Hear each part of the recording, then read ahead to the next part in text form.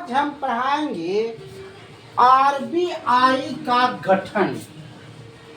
देखिए, आरबीआई जो है इसे रिजर्व बैंक ऑफ इंडिया, इसी का खेला। क्या हम आपसे पूछते हैं, 1 रुपया का जो नोट होता है उस पर किसका सिग्नेचर होता है? आरबीआई का कि वित्त मंत्रालय का? नहीं, आरबीआई का वित्त मंत्रालय। वित्त मंत्रालय ये जो होता है 1 रुपया के नोट पर साइन करता है वित्त मंत्रालय। 1 रुपया के नोट पर साइन कौन करता है? वित्त मंत्रालय। अब 1 रुपया से बढ़ गया 2 रुपया, और 2 रुपया से 200 रुपया, 500 रुपया या 2000 का नोट, इस सभी पर साइन आरबीआई के गवर्नर करता है। तो आरबीआई का गवर्नर के क्या कहाँ से निकला? देखिए, आरबीआई का गठन 1935 में हुआ है ना। तो 1935 में देश गुलाम था, उस समय कोई नहीं था। तो उस समय गवर्नर था ओस्मान स्मिथा। उस समय था ओस्मान स्मिथा, पहला गवर्नर था स्मिथा। इसने ही आरबीआई का निर्माण किया। उसके बाद समय बदला, देश आजाद हुआ। तो 1942 में जब आरबीआई का गठन हुआ भारत में, तो उस समय था सीडी देशमुख। इन्हीं का साइन चलता था। कुछ और परिवर्तन हुआ। 25वां गठन हुआ। 25वां जो देशमुख बना शक्तिदास। 25वां आरबीआई का जो अध्यक्ष बने वो बने शक्तिदास। उसके बाद 26वां जो भी वर्तमान में है संजय मल्होत्रा। देखिएगा, कोई भी नोट आपके पास होगा तो उसमें एस मल्होत्रा नाम का साइन होगा। यही गवर्नर होता है। अब क्या आरबीआई जो भारत सरकार का है वह नोट छाप सकती है? हम बताते हैं कहां। भारत सरकार अपने मन से नोट नहीं छाप सकती। न्यूनतम कोष प्रणाली के तहत नोट छापा जाता है। याद रखिएगा, न्यूनतम कोष प्रणाली के तहत नोट छापा जाता है। कैसे होता है? आरबीआई 200 करोड़ रुपया छापेगा। तो इसके लिए क्या होना चाहिए? 115 करोड़ क्या होना चाहिए? सोना होना चाहिए। भारत के पास 115 करोड़ सोना होना चाहिए, और 85 करोड़ जो होता है डॉलर होनी चाहिए। डॉलर बने विदेशी मुद्रा। तब ये 200 करोड़ रुपया छापेगा। ऐसी नहीं छाप देगा नोट। इतना चीज भारत के पास होगा तब ये नोट छपाएगा भारत के पास।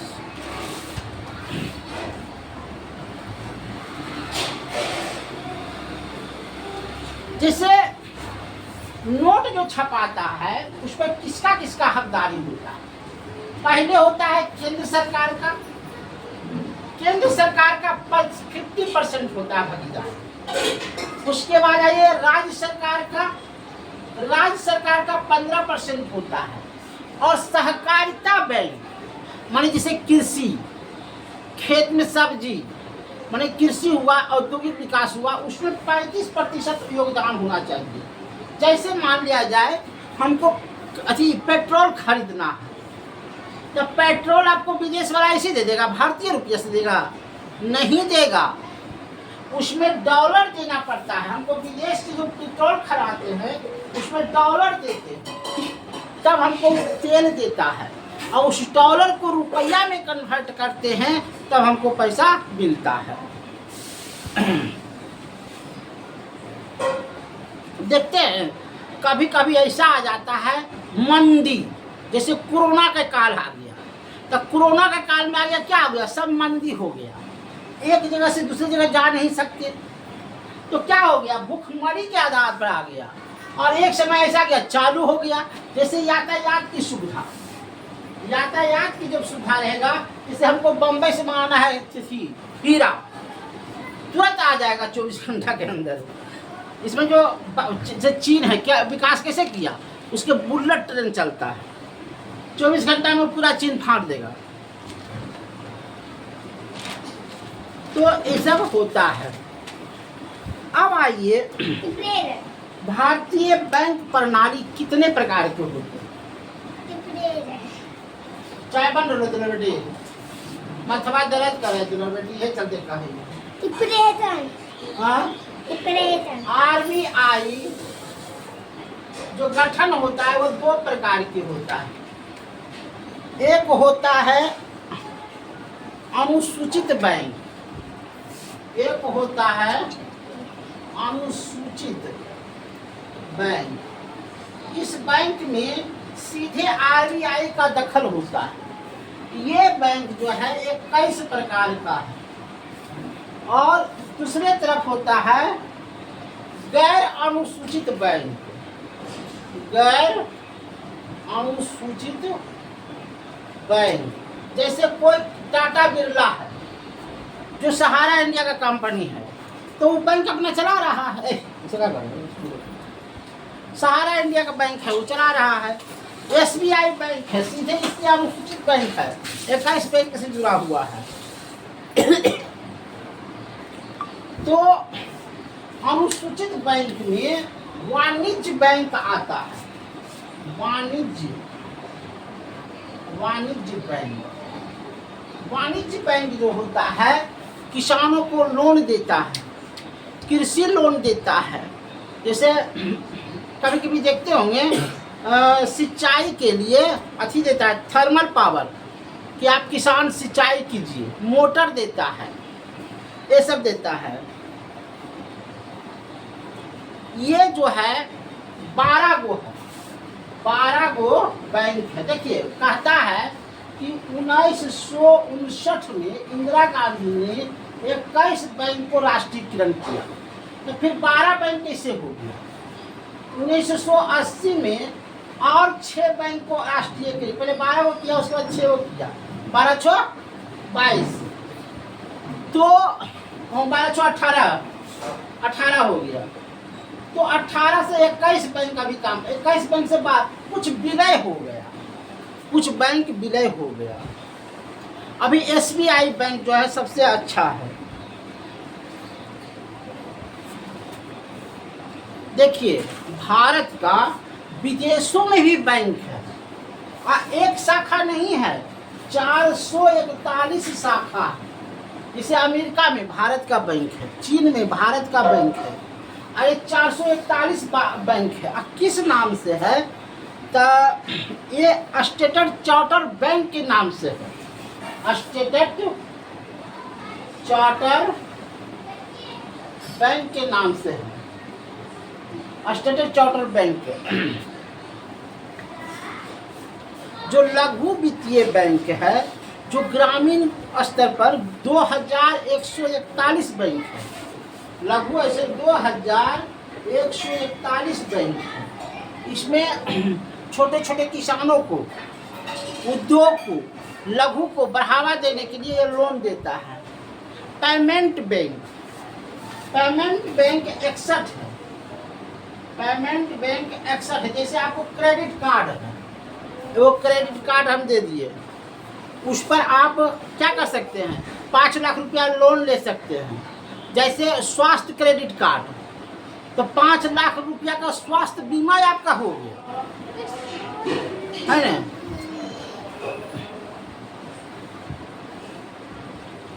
जैसे कलेकर समिति जो था 1987 में कलेकर समिति आया और इसने लघु सिंचाई बैंक को चालू किया।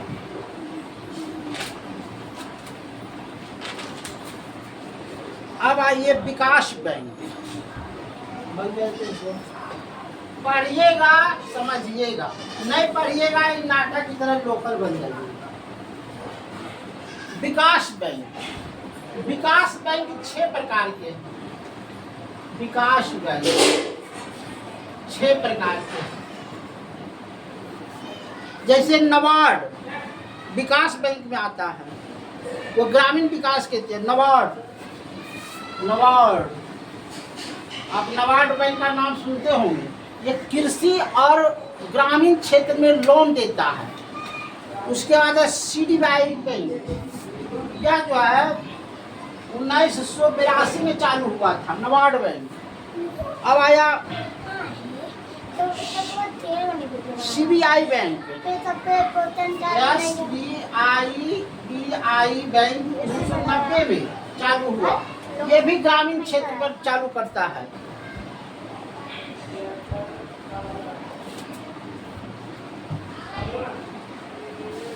अब देखिए, भारतीय अर्थव्यवस्था को सर्वप्रथम 1901 ईस्वी में, याद रखिएगा 1901 ईस्वी में भारतीय अर्थव्यवस्था को दर्शाया था दादा भाई नौरोजी ने।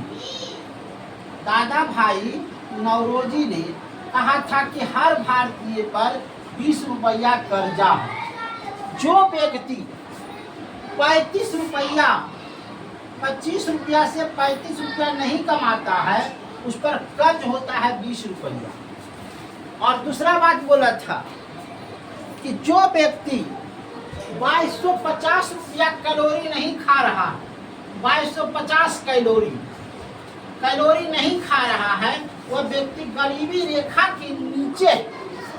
अब आइए, शहरी क्षेत्र को उसने दर्शाया था कि 2400 कैलोरी अगर खा रहा है तो वह शहरी क्षेत्र ग्रामीण क्षेत्र के अंतर्गत में आता है। और 2100 कैलोरी अगर खा रहा है तो वह शहरी क्षेत्र के अंतर्गत में आता है।